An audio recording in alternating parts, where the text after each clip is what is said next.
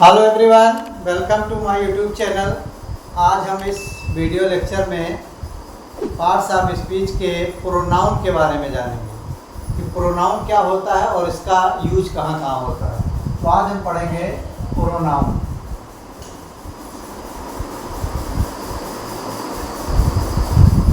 तो आज इस वीडियो लेक्चर में हम प्रोनाउन के बारे में देखेंगे कि प्रोनाउन का यूज कहाँ होता है और प्रोनाउन है क्या चीज़। तो आज हम लोग प्रोनाउन के बारे में सीखेंगे। Pronoun is the word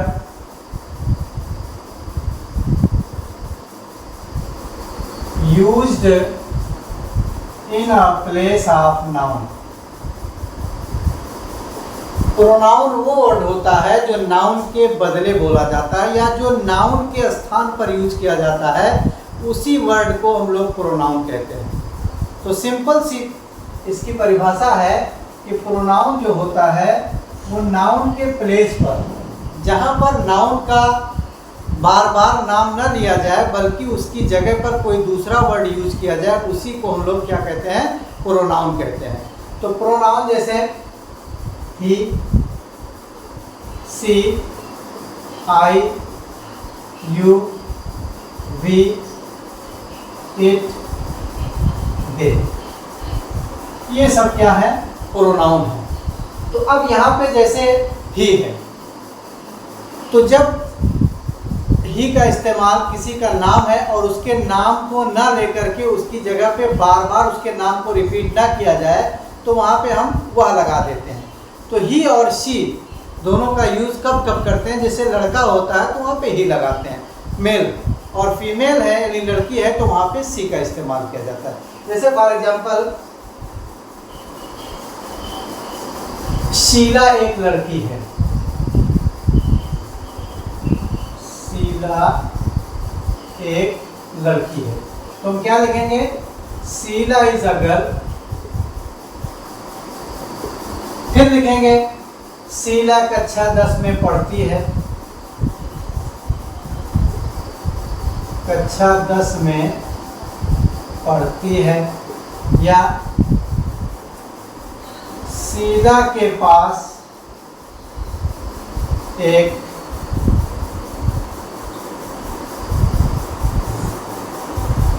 guitar है, शीला हमेशा सच बोलती है।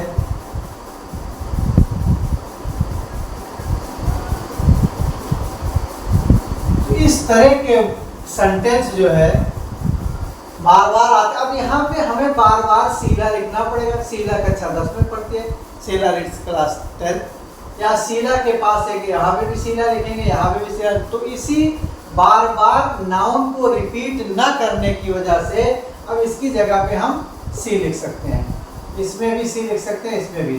तो अब इसमें क्या होता है कि इस शीला के नाम को बार बार रिपीट ना करके बल्कि उसके नाम की जगह पर एक वर्ड यूज करते हैं जिसको हम लोग प्रोनाउन कहते हैं। तो अब शीला के स्थान पर जो सी वर्ड यूज हुआ है वही सी आपका प्रोनाउन हो जाएगा।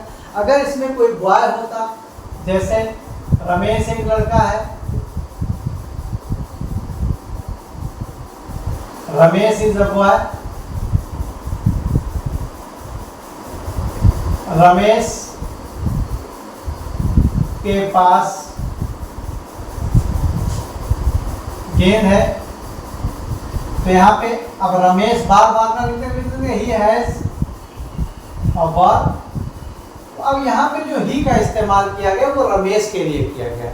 तो ऐसे ही तमाम वर्ड आपको मिलेंगे जो नाउन की जगह पर इस्तेमाल होते हैं। अच्छा, अब ये देखना है कि नाउन का काम क्या होता है और प्रोनाउन का काम क्या होता है। तो नाउन का काम सब्जेक्ट या ऑब्जेक्ट दो रूप में इस्तेमाल किया जा सकता है। तो जैसे लिखा हुआ है he helped me, he helped me, यहाँ पे ही सब्जेक्ट है और मी जो है ऑब्जेक्ट है।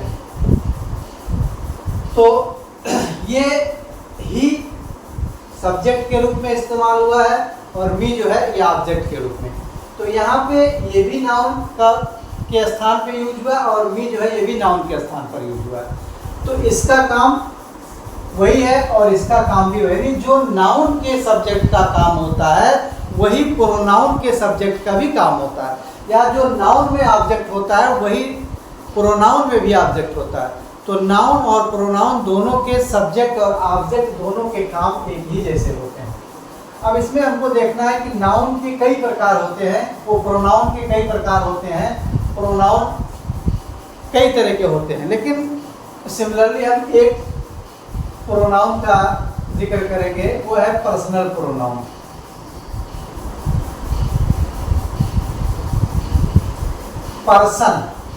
पर्सन का मतलब व्यक्ति। जिस प्रोनाउन में किसी व्यक्ति के लिए, यानी जो प्रोनाउन किसी व्यक्ति के लिए यूज किया जाता है उसको हम लोग पर्सनल प्रोनाउन के नाम से जानते हैं। जैसे ही, सी, आई, वी, यू, दे और इट। अब यहाँ पे ही है, शी है, आई है, वी है, यू है, दे है, इट है। तो यहाँ पे एक चीज़ और आप कंफ्यूज होंगे, ये जो इट है ये यहाँ पे क्यों इस्तेमाल किया है? क्योंकि ये इट तो निर्जीव के लिए इस्तेमाल होता है। नहीं, इट का इस्तेमाल वहाँ भी होता है जहाँ पर किसी के जेंडर का पता ना हो। जिस एनिमल में जेंडर का पता नहीं होता है वहाँ पर इट का इस्तेमाल किया जाता है। तो personal pronoun he, she, it, I, you, they. अब ये प्रोनाउन जो होते हैं वो पर्सन के रूप में इस्तेमाल होते हैं। पर्सन 3 होते हैं। नंबर 1 है फर्स्ट पर्सन, दूसरा है सेकंड पर्सन, तीसरा है थर्ड पर्सन। फर्स्ट पर्सन के अंतर्गत आई और वी, सेकंड पर्सन में यू, थर्ड पर्सन में ही, सी, इट, दे। ये थर्ड पर्सन में यूज होते हैं। तो पर्सन का मतलब जो पहला फर्स्ट पर्सन है वो वक्ता होता है, सब्जेक्ट होता है। जो बात कहता है वही सब्जेक्ट होता है, वो फर्स्ट पर्सन होता है। और जो बात सुनता है, हियरर, वो सेकंड पर्सन होता है। और जिसके विषय में बात की जाती है वो थर्ड पर्सन होता है। तो किसी भी सेंटेंस में 3 तरह के पर्सन यूज किए जा सकते हैं, फर्स्ट पर्सन, सेकंड पर्सन और थर्ड पर्सन। अब इसके बाद देखते हैं कि इन पर्सन के किन किन केसों में हम इसका इस्तेमाल करते हैं, इन पर्सन को हम कहाँ कहाँ यूज करते हैं। तो पर्सन का जो केस है, केस ऑफ पर्सन,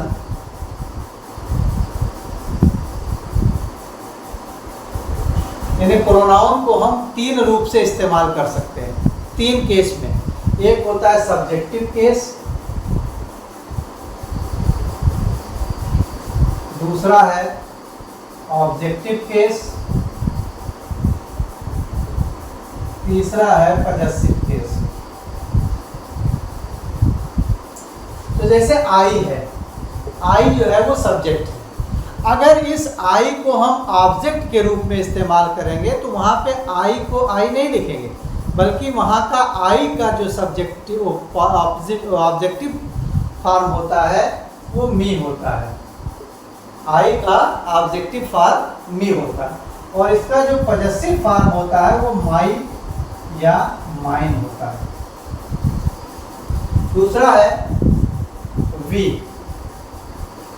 वी का ऑब्जेक्ट होता है अस, ये आवर या आवर्स। यू, इसका ऑब्जेक्ट यू होता है, ये होता है योर या योर्स। ही, हिम और हिज। She, her, hers.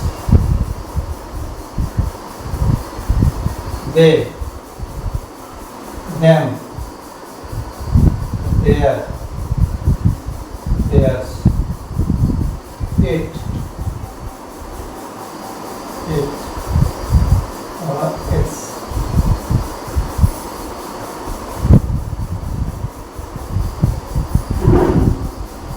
तो यहाँ पे जैसे कोई आई है, अब आई को जब हम सब्जेक्ट के रूप में लिखेंगे तो उसको मी लिखेंगे, ऑब्जेक्टिव रूप में होगा, पॉजेसिव रूप में होगा तो उसको माई कहते हैं। पॉजेसिव का मतलब होता है किसी चीज़ पर अपना अधिकार जमाना। जैसे यह मेरी बुक है या मेरी पेन है, तो अब मेरी का मतलब क्या हो गया, इस पर मेरा पूरा अधिकार है, ये मेरे है। तो जिस पर किसी का पूरा अधिकार जमाया जाता है उसको पॉजेसिव बोला जाता है। और वी का ऑब्जेक्टिव केस अस और पॉजेसिव केस आवर या आवर्स हो जाता है। यू का यू होगा, योर होगा। ही का हिम होगा, हिज होगा। शी का हर और हर होगा। दे का देम और देयर होगा। इट का इट और इट्स होगा।